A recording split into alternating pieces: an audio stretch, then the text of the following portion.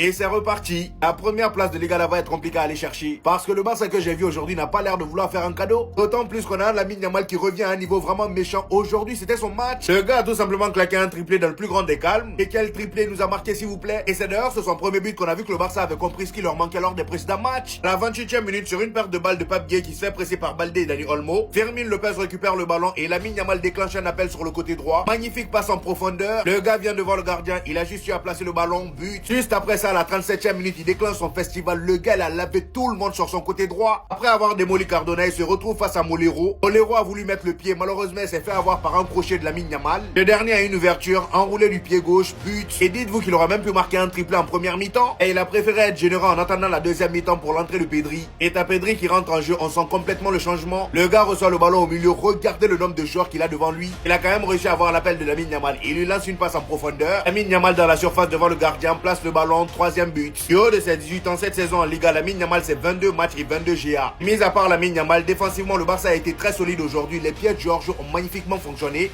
Barça et Eric Garcia ont vraiment été top. Même si je trouve que Baldé de son côté en début de match, il a vraiment perdu beaucoup de ballons. Et franchement, défensivement parlant, il a fait le boulot. Le seul flop pour moi aujourd'hui dans ce match, c'est celui qui fêtait son anniversaire, Ferran Torres. Il a chié encore une fois. Rafinha également a été un peu moyen, mais dans l'effort, il a été présent. Sauf qu'offensivement, il va falloir se réveiller, mon ami. Côté Villarreal, Pape Gueye en deuxième mi-temps a réussi à réduire le score, mais c'était beaucoup trop tard, étant donné que Robert Lewandowski est venu marquer le quatrième but.